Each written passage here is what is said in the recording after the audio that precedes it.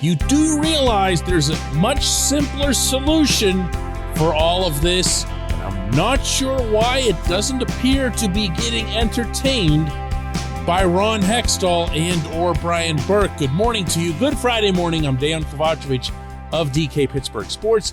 This is Daily Shot of Penguins. It comes your way bright and early every weekday. If you're into football and or baseball, I also offer daily shots of Steelers and Pirates where you found this.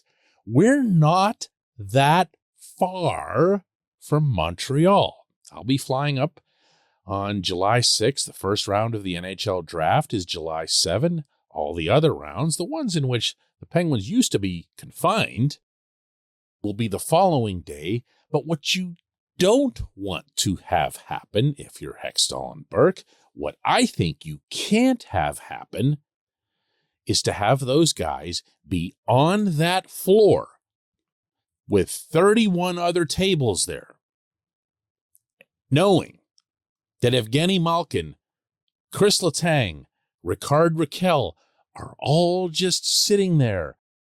They will feel, maybe for the first time in their careers, not the players themselves, but to the general atmosphere there, they'll feel very much available. Get them done. Now, you could say, and I hear this and read this an awful lot, there's no way you can't keep them both, and Raquel and offer Tristan Jarry an extension, and that's only in response to me bringing up Jarry since no one else does that. I think it's kind of important that you make sure your franchise goaltender doesn't have a walk year coming up. And it seems like it's just become accepted that they don't have the cap space. They can't get this done. Well, technically, mathematically, at the moment, they don't. But they also have made not a single move toward alleviating that. And don't get me started on signing Jeff Carter in midseason. And nothing of the kind needed to occur.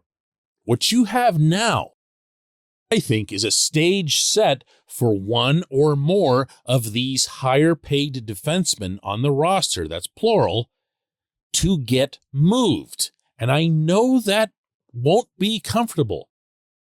But the idea of having the highest paid defense corps in the league and then watching them participate in blown leads in games 5, 6, and 7, and it's not going to stick here with, small sample sizes. Let's face it, this was not the best defense corps in the league this past regular season or in these playoffs. They had times, each of them individually, where they looked really good. They also had times, almost all of them, where they looked like, we're paying that guy what? And that's got to end. Brian Dumoulin, John Marino, Marcus Pettersson are all paid right around in that high 3s, low 4s, meaning in the millions of dollars, in that range. That can't happen again. It just can't. You're going to be paying what he just made, 7.25 or something more.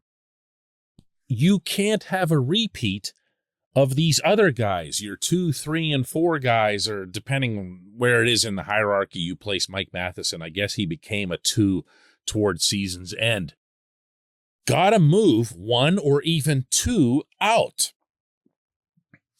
This portion of Daily Shot of Penguins is brought to you by the good people at the Greater Pittsburgh Community Food Bank, where they're committed to providing food for all of our neighbors in need across Western Pennsylvania. They, in turn, need your help. Find out how $1 can be turned into 5 full meals. For those in need, visit pittsburghfoodbank.org. Now, who would that be realistically? I don't think it'll be Letang, obviously. I really don't think it'll be Matheson. We saw him make strides over the past few months, working with Todd Reardon to simplify his game, to anchor his game more in the defensive zone, and it brought good results. And then you also saw the dynamic things that he could offer you up front. Is he a true number 2? I would say no, because he can't get on the power play. And because, as we saw in the playoffs, a lot of pucks went in off of his skates and legs and everything else because he wasn't doing enough to move somebody away from the front of the net. So he'd just get stuck there in front of the net and he'd become kind of like a miniature golf obstacle. But let's say, and I'm going totally hypothetical here, even in the advocation sense, like I'm not saying that they should move both of these guys, but let's just say if Hextall were to move both Marino and Pettersson, and and I know that they could trade those guys, move those salary cap figures, and get like something decent back. I don't think it would be spectacular because of the cap hits and because of the state of the industry with the non-moving cap, but I think you could get something you could add to the draft while you're also clearing out almost $8 million of cap space, by the way, over a longer term. How would you replace them? Well, one answer for me is P.O. Joseph. We've only been talking about this for 2 years now, okay? Now, P.O. didn't have the greatest year in Wilkes-Barre, but, you can get stuck somewhere for a while and start getting down about it. We've seen that across the spectrum of sports when guys are getting held down and they start thinking, man, there's just nothing I can do to get the call. P.O. can be a pretty good player, and we saw that. He'd also be a very inexpensive player. That would matter as well. It really would. If it were to be both of those guys, if you move both Marino too, then, you give Mark Friedman a little bit more responsibility. Chad Ruhwedel already worked his way into that level this past season. So those are your 3 righties. You get a little creative with the lefty on the third pairing, I guess it would be. You know what? That's how most teams do it. Jack Johnson is on the verge of winning the Stanley Cup as a mainstay on the Avalanche blue line. Mainstay. A lot of time spent on the first pairing. Why? Because the Avs understood can't have that much money tied up back there. Joe Sakic puts his money, for the most part, up front. Heck, he didn't even get himself a good goalie, and he's going to win the cup. Why? Because he's really, really loaded up front. Would you be okay? I'm asking you, would you be okay with the Penguins putting together a group of forwards that includes all of these guys? Everybody that we're talking about here. Gino and Raquel, and they already signed Rust. Maybe you can even, get somebody else or get role players who fit better.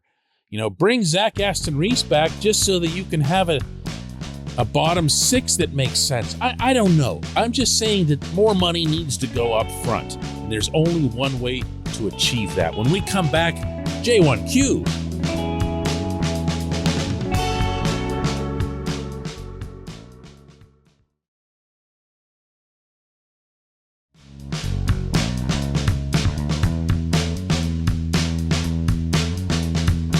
And today's J1Q comes from Brad Kuprick, who asks, Dejan, help ease this frustration.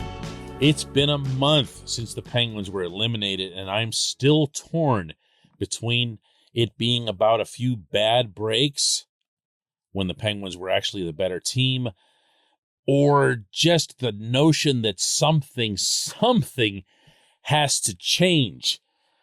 I can't dispel, from my own perspective, that latter notion enough, Brad. I really can't. I'm just not a believer in it. This is the kind of thinking that led Jim Rutherford to trade Carl Hagelin for absolutely no reason.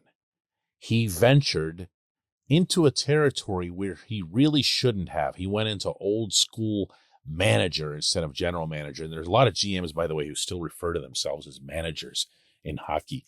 Jim was definitely one of them. And Jim saw himself as a guy who was responsible for the room, the chemistry, the way whatever it was that was happening off the ice translated onto the ice. Now, again, to an extent, a lot of GMs do that. I'm watching Hextall and Burke in the stands observing these morning skates like hawks. And I'm here to tell you, they aren't eventful, and they aren't something where you could say to yourself, man, I just learned a lot about that player and his skill level right now based on that one little move that he made on Casey DeSmith or whatever. They're just monitoring for what they think is that gel issue. So Jim, in that moment when he saw that the Penguins weren't clicking, said, well, Carl Hagelin is best friends with Patrick Hornqvist, and everybody loves Haggy. He's really, really popular. If I trade him out of here, I'll really shake them up. I'll really show them who's boss and strike some fear into them. I can't do that with the Stars, obviously, but I can let them know that they won't be as comfortable as they were before. I'm sorry, that's a lousy reason, a lousy motivation to make a move or multiple moves. All of my arguments, Brad, in favor of keeping the core intact have nothing to do with sentiment. Will I enjoy seeing Gino and Tanger hitting certain milestones in the coming years? Do I feel it would be right for them to, play in their 1,000th game, score their 500th goal, 1,000th point, whatever it is, in a Pittsburgh sweater? Yes, absolutely. And I'll say so at the time without apology. But that's not why you keep them now. The reason that you keep them now is that you have no one to replace them or to even come close to replacing them. You can fantasize about how if Gino leaves, well, we'll just get Vince Trocheck and it'll be great because he's from Upper St. Clair and he's a lot grittier than Gino and whatever else here.